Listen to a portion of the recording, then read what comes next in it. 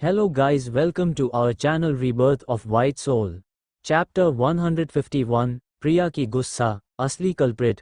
सभी इस वक्त हैरान थे। दादी माँ मोक्ष की तरफ देखकर बोली, क्या तुम्हें पहले से ही पता था कि ईशानी ही आईजी कॉलेज की ओनर है?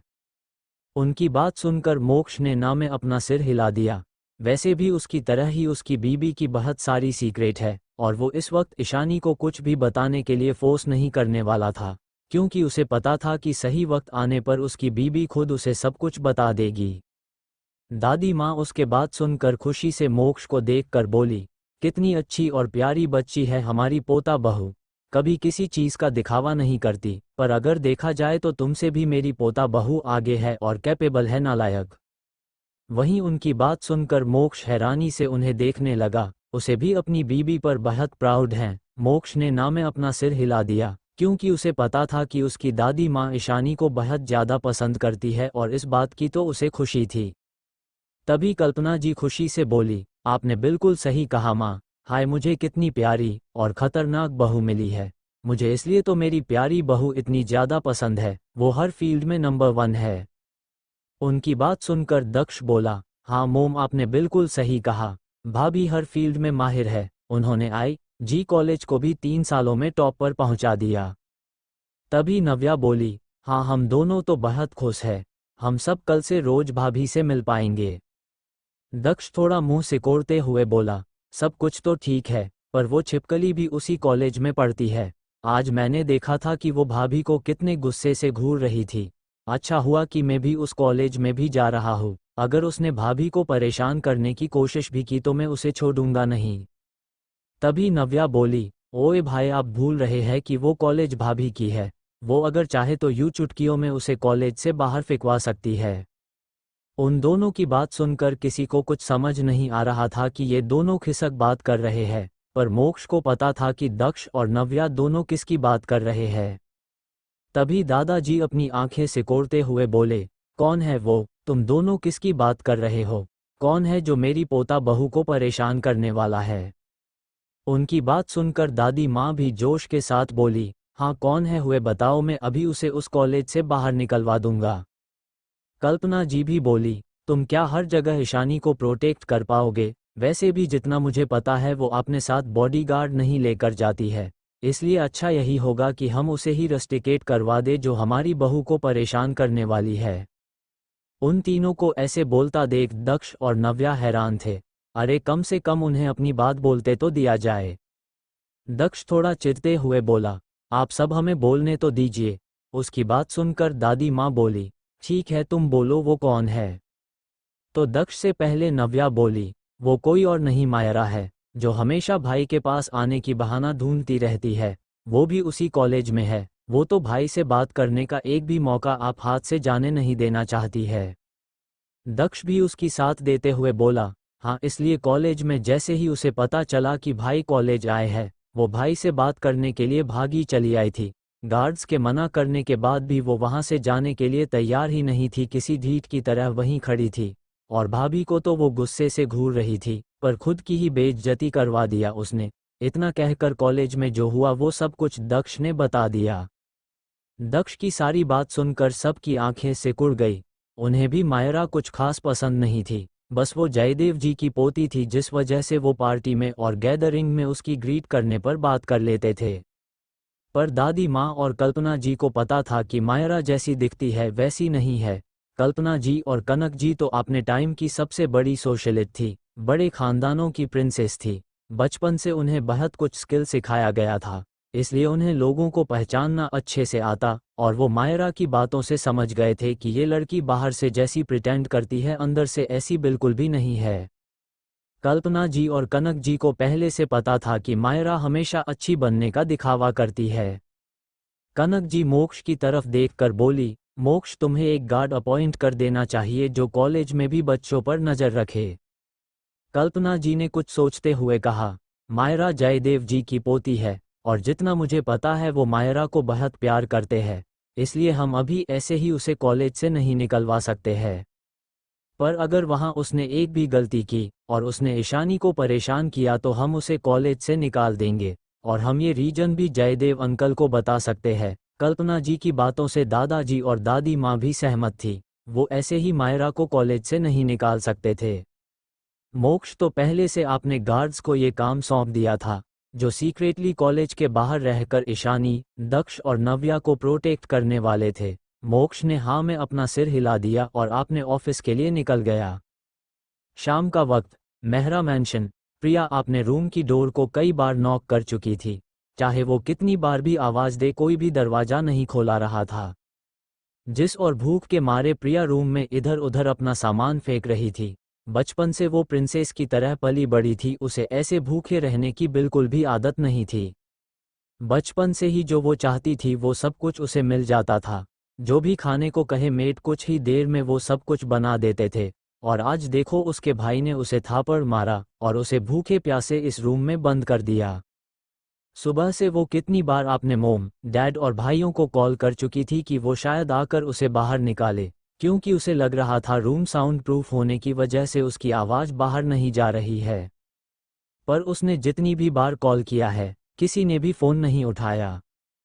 उसे ऐसा लग रहा था जैसे अब कोई भी उसे प्यार नहीं करता और ईशानी के आने के बाद सब कुछ बदल गया है। क्या सच में कल सुबह तक उसे इसी रूम में बंद रहना होगा? वहीं हॉल में सब बैठे हुए थे। दादाजी और दादी माँ चाय पीते हुए बात कर रहे थे। वहीं सुकेत जी और समीर भी ऑफिस से वापस आ गए थे। आरती जी कल की आने वाली गेस्ट की लिस्ट को चेक कर रही थी। तभी रिहान बोला, प्रिया बहुत बार कॉल कर चुकी है और वो बार बार दरवाज़ा नॉक कर रही है। ऐसे भी वो सुबह से रूम में बंद है, खाना भी नहीं खाई है उसने, अब तो कोई आवाज़ नहीं सा रही है। क्या हमें एक बार चेक करना चाहिए, कहीं डिहाइड्रेशन की वजह से बेहोश ना हो गई हो? उसकी बात सुनकर समीर गुस्से से बोला, कोई ज़रूरत नहीं है।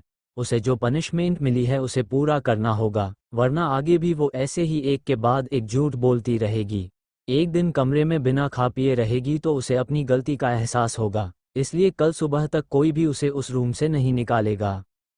समीर की बात सुनकर सब चुप हो गए। रिहान ने भी आगे कुछ नहीं कहा, क्योंकि उसे पता था प्रिया ने समीर भाई को बहुत ज़्यादा गुस्सा दिल दिया है। गुस्सा तो उसे भी आया था जब उसे सच पता चला कि प्रिया ने ईशानी के बारे में झूठ बोला था। पर सुबह से खाना और पानी के बिना प्रिया कमरे में बंद थी और उसे कॉल और मैसेज भी कर रही थी, जिस वजह से रिहान का गुस्सा थोड़ा कम हो गया था। पर आपने समीर भाई को गुस्से में देखकर उसने आगे कुछ ना कहना ही सही समझा। वहीं अयान ने भी कुछ नहीं बोला। आरती जी और सुकेत जी भी चुप थे, क्योंकि उन्हें समीर की बात बिल्कुल सही लग रही थी। अगर अभी भी सब कुछ जानकर उन्होंने प्रिया पनिशमेंट नहीं दिया और उसे बचाने की कोशिश की तो वो आगे और भी शायद झूठ ही बोले। रिहान तो कुछ भी नहीं बोल रहा था, क्योंकि वो भी देखना चाहता था कि ये लोग प्रिया को कब तब पनिशमेंट देते हैं। अगर उसका बस चलता तो वो तो अभी प्रिया को और भी ज़्यादा पनिशमेंट देता। तभी उसके फ़ोन पर कॉल आया। ईशानी की कॉल देखकर दर्शित की होंठों पर स्माइल आ गई। उसने जल्दी से फ़ोन उठा लिया और बोला, हाँ बोलो बच्चा। तो उधर से ईशानी ने दर्शित को बाहर आने को बोला। दर्शित कंफ्यूज होते हुए बोला, ठीक है मैं आ रहा हूँ। कॉल कट होने के बाद दर्शित जाने के लिए उठा ही था, दादाजी उसकी तरफ देखते हुए बोले, ईशानी की कॉल था? तो दर्शित ने हाँ में अपना सिर हिला दिया। तो दादाजी बोले, क्या हुआ मेरी बच्ची को, वो ठीक तो है? तुम कहाँ जा रहे हो? उनकी बात सुनकर दर्शित बोला, कुछ नहीं दादाजी, बच्चा बिल्कुल ठीक है, वो बाहर है, मैं जाकर देखती हूँ। दर्शित की बात सुनकर दादाजी और दादी माँ को थोड़ा रिलैक्स महसूस हुआ कि ईशानी को कुछ नहीं हुआ है, वो बिल्कुल ठीक है। वहीं बाकी सब ने भी राहत की सांस लिया। वहीं समीर, रिहान और अयान को थोड़ा जलन महसूस हो रहा था दर्शित के साथ ईशानी की बॉन्डिंग को देखकर। पर वो कुछ नहीं कर सकते थे जब तक ईशानी की नफरत उनके लिए खत्म नहीं हो जाती, तब तक वो ईशानी के साथ ऐसी बॉन्डिंग शेयर नहीं सकते थे। वहीं दर्शित बाहर चला गया। बाहर ईशानी और नंदिनी पहले से मौजूद थे। ईशानी अभी अभी अपने ऑफिस से आई थी, इसलिए वो कैजुअल आउटफिट में थी। दर्शित जल्दी से ईशानी के पास गया और उसकी सिर को सहलाते हुए बोला, क्या हुआ बच्चा, तुमने मुझे जल्दी में बाहर आने के लिए क्यों बुलाया?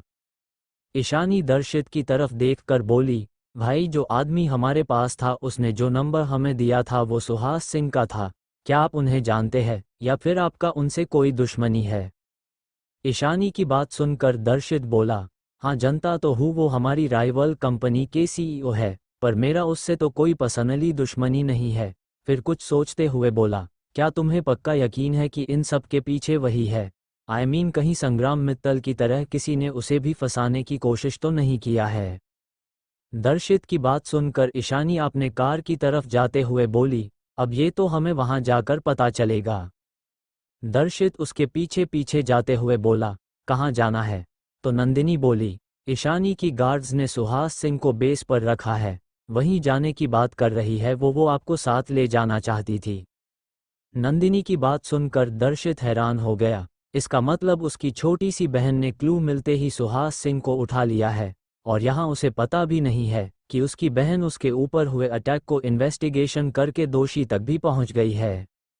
कैसा बड़ा भाई है वो, जहां उसे अपनी छोटी सी बहन को प्रोटेक्ट करना चाहिए था, वहां उसकी छोटी सी बहन उल्टा उसे प्रोटेक्ट कर रही है, और उसने इतनी जल्दी सुहास सिंह को भी उठा लिया। अब तक तो पुलिस भी पता नहीं कर पाई थी कि इस अटैक के पीछे कौन है। तीनों कार में बैठ गए, ईशानी खुद ड्राइव कर रही थी। थोड़ी देर में उनकी कार वहां से निकल गई। कुछ दूर जाने के बाद ईशानी ने राइट टर्न ले लिया, और उनकी कार जंगल वाले रास्ते के अंदर चली गई। ये देखकर दर्शित कंफ्यूज हो गया, उसे समझ नहीं आ रहा था कि ईशानी ने इस सुनसान रोड पर क्यों आ गई। दर्शित ने उसी कंफ्यूजन के साथ ईशानी को देखते हुए पूछा, बच्चा तुम इस जंगल वाले एरिया में क्यों आ गए? यहाँ पर तो आगे सिर्फ जंगल के सिवा कुछ भी नहीं है, यहाँ जंगली जानवर होंगे। उसे खुद की नहीं पर ईशानी की बहुत चिंता हो रही थी। उसने सोच लिया था, अगर कुछ भी होगा तो वो ईशानी को प्रोटेक्ट करेगा, पर उसे ये भी जानना था कि ईशानी की गार्ड्स ने इस जंगल में क्यों सुहास सिंह को रखा है, जबकि ईशानी के नाम पर मुंबई में कितनी सारी घर थी। दर्शित की बात सुनकर ईशानी बोली, डोंट वरी भाई, यहाँ कोई खतरा नहीं है। उसकी बात सुनकर दर्शित चुप हो गया। थोड़ी देर में उनकी कार जंगल की बीचों बीच आकर रुकी। भाई हम पहुंच गए, इतना कहकर ईशानी बाहर निकलने के लिए दरवाजा खोला। वहीं दर्शित ने जल्दी से ईशानी की हाथ को पकड़ लिया और बोला, रुको, पहले मुझे बाहर जाने दो। दर्शित पहले बाहर जाकर ईशानी की सेफ्टी इंश्योर करना चाहता था। चैप्टर 152, दर्शित की हैरानी, जैकी की शरारत। दर्शित सबसे पहले ईशानी की सेफ्टी इंश्योर करना चाहता था, ताकि अगर यहाँ खतरा हो तो वो ईशानी को यहाँ से जाने के लिए बोल दे। अगर वो कार में बैठी रहेगी तो ज़्यादा प्रॉब्लम नहीं होगा।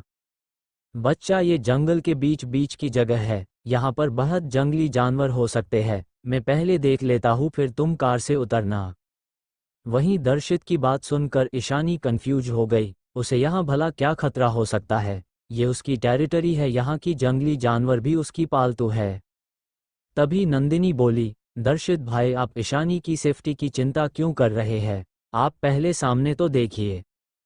उसकी बात सुनकर दर्शित कंफ्यूज हो गया। फिर उसने सामने देखा तो उसके होश उड़ गए, क्योंकि सामने बहुत बड़ा घर था। उसे देखकर कोई भी हैरान हो जाता कि जंगल के बीच इतना बड़ा घर कैसे।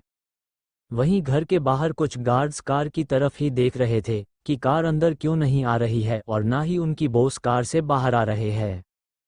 ईशानी कार से बाहर उतर गई, उसके पीछे पीछे नंदिनी और दर्शित भी उतर गए, पर दर्शित तो अब भी बहुत हैरान था और हैरानी से चारों तरफ देख रहा था। कोई नहीं कह सकता था कि जंगल के बीच में इतना बड़ा घर होगा। अगर दर्शित को पता चल जाता कि ये एक ही नहीं बल्कि ईशानी की और भी कई सारी बेस जंगल के बीच में है, तब तो वो अब तक बेहोश हो चुका होता। सारे गार्ड्स ने ईशानी को देखते ही अपने सिर झुका लिया और ग्रीट किया। दर्शित ने इनमें से कुछ गार्ड्स को ईशानी की बर्थडे पार्टी में देखा था। उसके था कि ये गार्ड्स ईशानी को सिर्फ बॉस नहीं बल्कि अपनी फैमिली मेंबर की तरह ट्रीट करते थे।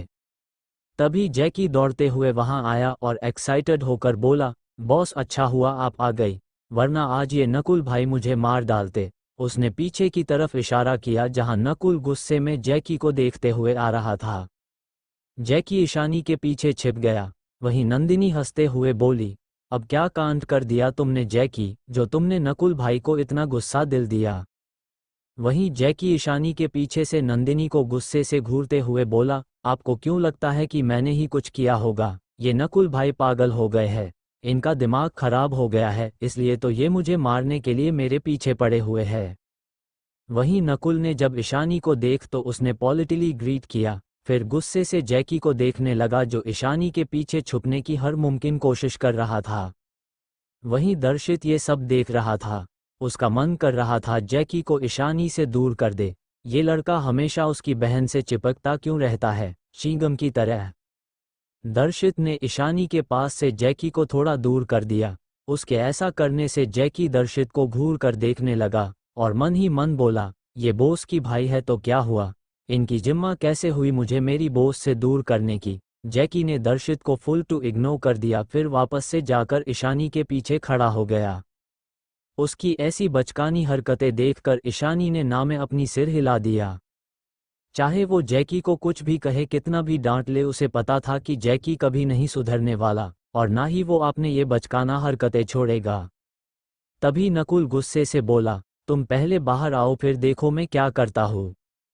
उन दोनों की झगड़ा देखकर नंदिनी हंसते हुए नकुल की तरफ देखकर बोली, नकुल भाई हमें भी तो बताओ कि इस गद्दे ने इस बार क्या उल्टी सीधी हरकतें किया है जिस वजह से आप इतने गुस्से में हैं। नंदिनी की बात सुनकर नकुल ने जैकी को घुस में घुट कर देखा, फिर बोला, बॉस इसकी कारनामे सुनकर तो आपको भी गुस्सा आ जाएगा। वहीं जैकी ने जब देखा नकुल उसकी सारी करतूत बताने वाला है, वो पीछे से ही इशारे में रिक्वेस्ट करने लगा कि बॉस को ना बताए, क्योंकि वो नहीं चाहता था कि बॉस भी उससे गुस्सा हो जाए।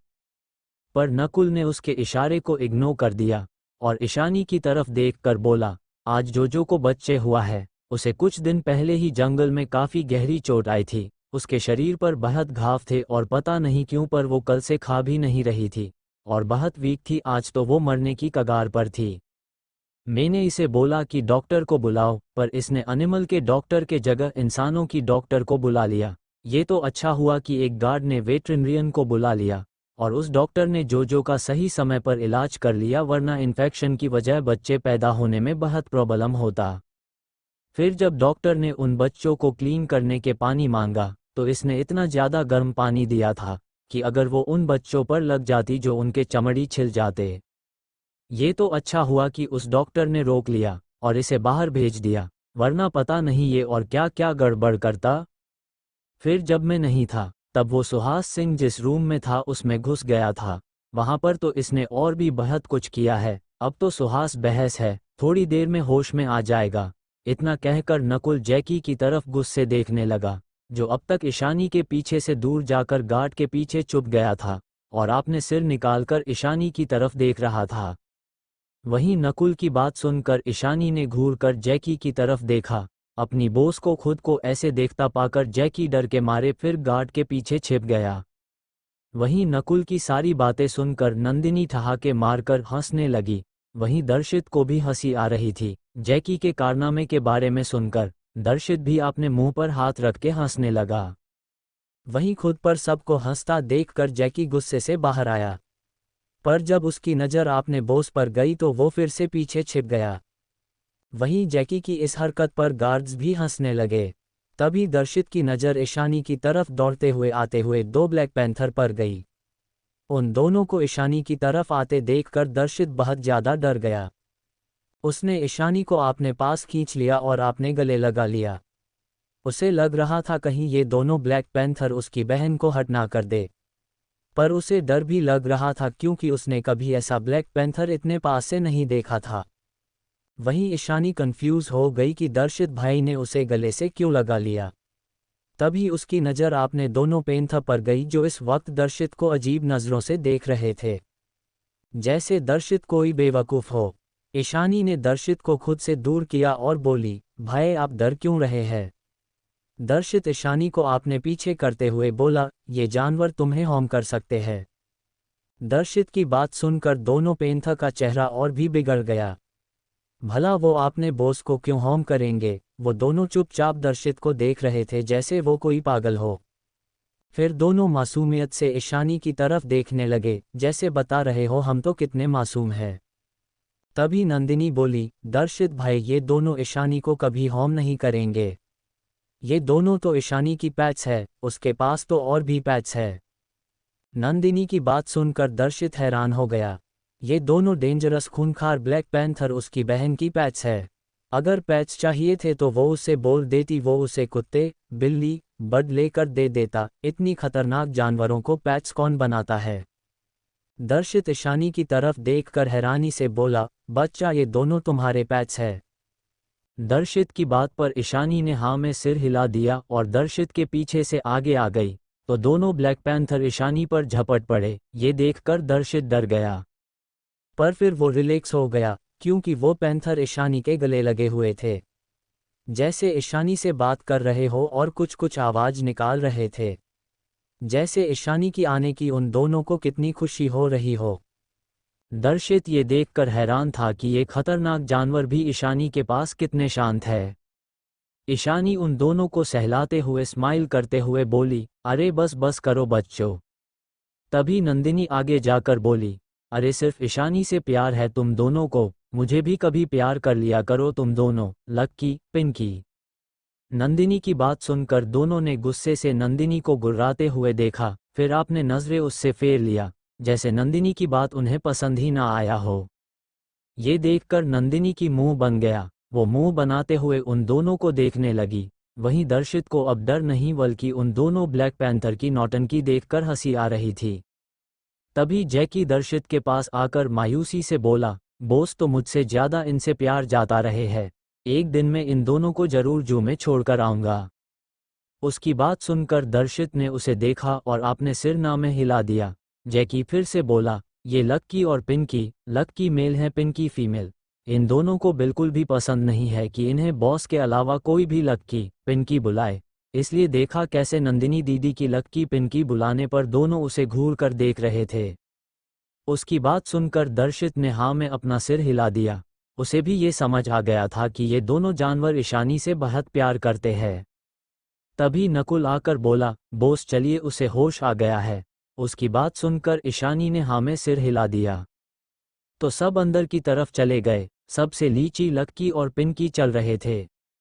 वहीं अंदर जाते ही दर्शित हैरान हो गया, उसकी आंखें बड़ी बड़ी हो गई थी क्योंकि अंदर सब कुछ हाई टेक्नोलॉजी से बना हुआ था। बीच बीच में रोबोटिक आवाज आ रही थी। बाहर से जो घर दिखने में विला जैसा था, अंदर से वो एक बड़ा सा हाईटेक लैब लग रहा था। वहां की मशीन और टेक्नोलॉजी देखकर दर्शित हैरान था। तभी जैकी उसके पास आकर बोला, आप हैरान हैं ना? वैसे होना भी चाहिए, ये सारा हाई टेक्नोलॉजी और रोबोट और सब कुछ बॉस ने डिज़ाइन किया था। मेरी बॉस की इंटेलिजेंस लेवल सबसे अलग, वो हमेशा 10 साल आगे की सोच रखती है। दर्शित उसकी बात सुनकर हैरान हो गया, सच में उसकी बहन कितनी ज़्यादा ब्रिलियंट है जो उसने ऐसा स्मार्ट रॉबर्ट बनाया है। Chapter 153 mafia queen. दर्शित की हैरानी। दर्शित तो हैरानी से सब कुछ देख रहा था, उसने ऐसी जगह पहले कभी नहीं देखा था। वहां बार बार रोबोटिक आवाज आ रही थी। अंदर ज्यादा गार्ड्स नहीं थे, दो रॉबर्ट तो बिल्कुल इंसान की तरह दिख रहे थे। कोई अगर उनकी आवाज ना सुने तो शायद कुछ समय के लिए पहचान भी ना पाए कि ये सब इंसान नहीं बल्कि रॉबर्ट है। दर्शित को उन दोनों रॉबर्ट को देखता देख जैकी बोला, हे ना कमाल के रॉबर्ट, इन दोनों को बॉस ने खुद प्रोग्राम किया है। ये बिल्कुल इंसान की तरह बात करते हैं, इन्हें हर काम आता, खाना बनाने से लेकर इन्फॉर्मेशन निकालने तक। उसकी बात सुनकर दर्शित फिर से हैरान हो गया, उसकी बहन और क्या क्या कर सकती है, कितनी और ऐसी सीक्रेट है उसकी बहन की। सच में अगर घर में सबको पता चलता कि उनकी खुद की बेटी कितनी काबिल है तो शायद उसके मोम, डैड और भाई कभी भी ईशानी के साथ प्रिया को कंपेयर करने की हिम्मत भी नहीं करते। और सच तो यही था कि प्रिया ईशानी के सामने कुछ भी नहीं थी। ईशानी हर फील्ड में सबसे इतनी ऊपर थी कि चाहकर भी कोई उसकी इंटेलिजेंस लेवल को मैच नहीं कर सकता था। थोड़ी देर में वो सब बेसमेंट में पहुंच गए, जहां बहुत सारे रूम बने हुए थे। नकुल आगे चलते हुए बोला, बॉस सुहास सिंह को इस रूम में रखा है। नकुल के पीछे पीछे बाकी सब भी चले गए। वहीं जैसे ही वो सब रूम के अंदर गए तो रूम के अंदर जो गार्ड्स थे उन्होंने ईशानी को देखकर उसे ग्रीट किया। वहीं जैसे ही सबकी नज़र सामने कुर्सी पर बंधा शख्स पर गया तो नंदिनी की तो चीख ही निकल गई। वो मुंह बनाते हुए बोली, कौन है ये जानवर जैसा दिखने वाला आदमी? वहीं दर्शित को तो उस इंसान को देख हंसी आ रही थी। तभी नकुल बोला, बॉस यही तो सुहास सिंह है, पर जैकी ने ही इसे ऐसा बंदर जैसा बना दिया है। नकुल की बात सुनकर नंदिनी जैकी को घूरते हुए बोली, क्या जरूरत थी तुम्हें इसे ऐसे भयानक बनाने की? देखो मैं कितनी डर गई इसे देखकर। उसकी बात सुनकर जैकी ने अपना मुंह बना लिया और नंदिनी को देखते हुए बोला, इसमें डरने की क्या बात है? कितना अच्छा पेंट तो किया है मैंने इसे और एक अलग लुक दिया है मैंने इसे। जैकी की बात सुनकर नंदिनी को अब सुहास सिंह की हालत को देखकर हंसी आ रही थी। वो सुहास की तरफ देखकर बोली, हाँ बिल्कुल तुम्हारी चित्रकारी तो लाजवाब है। ऐसा लग रहा है जैसे इसे किसी एनिमल हैलोवीन पार्टी के लिए तैयार किया गया है। Tears of Joy, tears of Joy. Nandini की बात सुनकर जैकी ने मुंह बना लिया। वहीं दर्शित को पता नहीं था कि जैकी इतनी शरारती है। वहीं सुहास सिंह जो होश में था वो जैकी को देखकर ही डर गया, क्योंकि जैकी ने उसे आधा गंजा कर दिया था। उसके एक साइड बाल अभी भी थे टीयर्स ऑफ जॉय, पर एक साइड बाल को जैकी ने पूरी तरह से टकला कर दिया था और उस पर अजीब सा टैटू जैसा चित्र बना दिया था। उसकी मुंह के चारों ओर लाल पेंट बना दिया था जैसे वो कोई बंदर हो। उसके पीछे कुछ रस्सी की तरह लटक रहा था, जैसे बंदर की पूंछ हो जो लहरा रहा हो। उसे देखकर तो गार्ड्स को भी बहुत हंसी आ रही थी, पर वो सब अपने हंसी रोके कर खड़े हुए थे। ऐसे भी जब जब जैकी यहाँ आता था, हर बार उन्हें एंटरटेन करके ही जाता था, ऐसी उल्टी सीधी हरकतें करके। ईशानी भी देख पा रहा था कि सुहास सिंह जैकी को देखकर कैसे डर रहा है। एक पल के लिए तो सुहास सिंह को देखकर उसे भी हंसी आ गई थी। वहीं जैकी ने जब देखा कि कैसे सुहास सिंह उसे देखकर डर रहा है, तो जैकी ने आपने दांत दिखा दिया, ग्रिन जैसे कहना चाहता हो, देखा मेरा कमाल। ईशानी ने जैकी को घूर कर देखा तो जैकी इधर उधर देखने लगा। उसे ऐसा करता देख ईशानी ने ना में अपना सिर हिला। चाहे कुछ भी हो जाए, जैकी सुधरने वाला नहीं था। ईशानी किसी क्वीन की तरह सुहास सिंह के सामने कुर्सी पर बैठ गई। उसके पास ही दर्शित भी बैठ गया। वहीं नंदिनी बाहर चली गई, क्योंकि लक्की और पिंकी अंदर नहीं गए थे, बाहर दरवाजे के पास ही खड़े थे। इसलिए वो उन दोनों के साथ मस्ती करने लगी, पर उसकी इस मस्ती से और बार बार नाम लेने से लक्की और पिंकी सिर्फ उसे गुस्से से घूर रहे थे, क्योंकि उन दोनों को ही बिल्कुल पसंद नहीं था कि उनकी बॉस के सिवा कोई भी उन्हें इस नाम से बुलाए। पर नंदिनी को क्या, उसे तो उन दोनों को चिढ़ाने में मजा आता था। वहीं सुहास ने जब आपने सामने एक लड़की को बैठा देखा तो उसे कुछ समझ नहीं आया। ईशानी ने रूम में आने पहले अपना मास्क लगा लिया था, जिस वजह से वो ईशानी को पहचान नहीं पा रहा था। फिर भी ईशानी की आंखें उससे डरा रही थी। उसे ऐसा लग रहा था जैसे ये आंखें उसकी अंदर तक झांक सकती है। ईशानी की आसपास का ऑरा किसी आम लड़की की तरह नहीं था, पर तभी उसकी नज़र दर्शित पर पड़ी तो वो हैरान हो गया। अभी तक जैकी की सामने होने की वजह से उसने दर्शित को ठीक से नहीं देखा था। वो दर्शित को देखकर समझ गया कि उसे क्यों किडनैप किया गया है। वहीं दर्शित भी सुहास सिंह को देख रहा था। ईशानी की गार्ड्स ने मार मार कर उसकी हालत खराब कर दिया था, जिस वजह से उसके कपड़े जगह जगह से फटे हुए थे, कुछ जगह से खून भी निकल रहा था। ऊपर से जैकी ने जो उसके साथ किया था, उस वजह से वो एक पागल भिखारी की तरह लग रहा था। तुम लोगों ने मुझे यहाँ क्यों किडनैप करके रखा है? आखिर चाहते क्या हो तुम लोग? सुहास सिंह ने दर्शित के तरफ देखते हुए पूछा। वहीं उसके सवाल सुनकर दर्शित एक डेविल स्माइल करके बोला, क्यों तुम्हें नहीं पता कि क्यों तुम्हें किडनैप किया गया है? दर्शित की बात सुनकर सुहास सिंह अंदर तक डर गया। उसे समझ आ गया कि शायद दर्शित को सब सच पता चल चुका है। फिर भी सुहास सिंह अपने चेहरे पर आपने डर को शो नहीं होने दिया और कॉन्फिडेंस के साथ बोला, तुम बहुत बड़े स्टार हो तो क्या हुआ? तुम मुझे ऐसे किडनैप करके टॉर्चर नहीं कर सकते। उसने इतना ही कहा था कि उसकी चिल्लाने की आवाज़ पूरे रूम में गूंज गई। उसे अपने कंधे पर इस वक्त बहुत दर्द हो रहा था। उसे ऐसा लग रहा था जैसे किसी ने उसकी एक हाथ को काटकर अलग कर दिया हो। वहीं दर्शित उसके ऐसे अचानक चिल्लाने से हैरान हो गया। वहीं ईशानी एक छोटी सी नीडल को अपने उंगलियों के बीच घुमा रही थी। ईशानी ने सुहास सिंह की ऐसी पॉइंट पर निडल फेंका था जिससे उसे बहुत दर्द हो रहा था।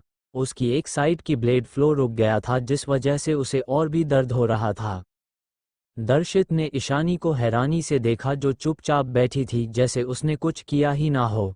ईशानी ने एक गार्ड को इशारा किया तो वो गार्ड ईशानी की इशारा समझकर आगे आया और सुहास सिंह के मुंह पर एक थापड़ जड़ दिया। उस थापड़ का इम्पैक्ट इतना ज्यादा था कि सुहास सिंह कुछ पल के लिए सुन पड़ गया। उसके मुंह से खून आने लगा था। तभी ईशानी अपने कोल्ड, भयानक आवाज में सुहास सिंह को देखते हुए बोली, अगर तुम बिना कुछ बताए मरने के लिए तैयार हो तो मुझे तुम्हें मारने में कोई प्रॉब्लम नहीं है। तुमने दर्शित भाई पर अटैक क्यों करवाया, अगर बता दो तो शायद तुम्हारी मौत थोड़ी आसान हो जाए। उसकी इतनी भयानक आवाज सुनकर सुहास सिंह अंदर तक कांप गया। उसे ईशानी इस वक्त किसी मौत की देवी की तरह लग रही थी। वो ईशानी की तरफ देखते हुए अपनी दर्द भरी आवाज में डरते हुए बोला, कौन हो तुम, मैंने तुम्हारा क्या बिगाड़ा है? और मैंने दर्शित पर हमले करवाया है, उस बात का क्या प्रूफ है तुम्हारे पास? देखो तुम जो भी कर रही हो गलत कर रही हो, अभी भी तुम्हारे पास समय है, मुझे यहाँ से जाने दो, वरना तुम जिंदा नहीं बचेगी। एक बार अगर मेरे लोगों ने मुझे ढूंढ लिया उसके बाद तुम सबको बहुत बुरी सजा मिलेगी। इस दर्शित ने तुम्हें पैसे दिए हैं ना ये सब करने के लिए, तुम मुझे बोलो उसने तुम्हें जितने पैसे दिए होंगे मैं तुम्हें उससे भी ज्यादा दूंगा। सुहास सिंह इस वक्त ईशानी से बहुत डरा हुआ था, पर फिर भी उसकी अकड़ अभी भी बाकी था। उसे लग रहा था है तो ये एक लड़की ही, शायद ये पैसों के लिए इस दर्शित की मदद कर रही है। वहीं रूम में खड़े सबको गुस्सा आ गया। गार्ड्स गुस्से से सुहास सिंह को देखने लगे। ये भिखारी उनके बॉस को पैसा देगा जिनके पास हर दिन करोड़ों की डील आती है। नकुल को भी गुस्सा आ गया था, वहीं जैकी जिसे आपने गुस्से पर बिल्कुल कंट्रोल नहीं था, वो गुस्से से आगे गया और गुस्से में सुहास सिंह की मुंह पर एक पंच जब दिया। वहीं सुहास सिंह तो अब बात करने की हालत में भी नहीं था। जैकी गुस्से से सुहास सिंह को देखते हुए बोला, क्या कहा तूने? तू मेरी बॉस को पैसा देगा जिनकी कंपनी की 1% शेयर की कीमत तुम्हारी उस पूरा घटिया कंपनी से भी 100 गुना ज्यादा है। तेरे लोग आएंगे तुझे बचने में भी, देखता हूँ कि कौन यहाँ आकर क्वीन की टेरिटरी से तुझे बचाकर लेकर जाता है। ये हमारी बॉस की टेरिटरी है, यहाँ माफिया के बड़े गैंग्स भी आने की हिम्मत नहीं करते हैं। मेरी बॉस के नाम से पूरा माफिया वर्ल्ड थर थर कांपता है, और तू उनके सामने ही बैठकर उन्हें धमकी देने की हिम्मत कर रहा है। जैकी की बात सुनकर ईशानी हैरान हो गई। उसका मन कर रहता अपना सिर पीट ले, वरना जैकी को यहाँ से बाहर फेंक दे। वो नहीं चाहती थी कि दर्शित के सामने उसकी क्वीन वाली आइडेंटिटी आए, पर अब तो जैकी ने सब कुछ घुस में उगल दिया था। अगर ईशानी को पता होता कि जैकी ये सब कुछ बोलेगा तो वो उसे अंदर रहने ही नहीं देती, वो जैकी को बाहर ही छोड़ देती। उसे इस वक्त जैकी पर बहुत गुस्सा आ रहा था। वहीं जैकी की बात सुनकर दर्शित हैरान हो गया था। वो अपनी आंखें बड़ी बड़ी करके अपनी बहन को देख रहा था। उसे विश्वास नहीं रहा था कि जैकी ने जो कहा वो सब सच है। उसकी डॉल जैसी दिखने वाली प्यारी बहन की एक और आइडेंटिटी जानकर वो शॉक में था। वो भी ऐसी आइडेंटिटी, ऐसा नाम जिस नाम से सिर्फ पूरा माफिया वर्ल्ड ही नहीं बल्कि बिजनेस वर्ल्ड भी थर थर कांपता है। माफिया क्वीन, इस नाम को तो सब जानते हैं। और तो और दर्शित ने पहले भी कई बार माफिया क्वीन के क्रुएलिटी के बारे में सुना था कि माफिया क्वीन कितनी खतरनाक है, जो बिना पलक झपकाए किसी को बेरहमी से मार डालती है। इसका मतलब लोग जिसकी नाम से ही डरते हैं वो उसकी खुद की बहन है।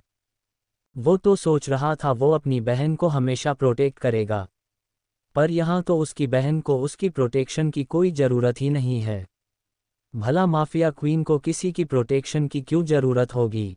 ये सोचकर वो थोड़ा मायूस भी था और हैरान भी कि उसकी बहन ने इतनी कम एज में माफिया वर्ल्ड में कदम क्यों रखा। वहीं माफिया क्वीन नाम सुनते ही सुहास सिंह खौफ से कांपने लगा।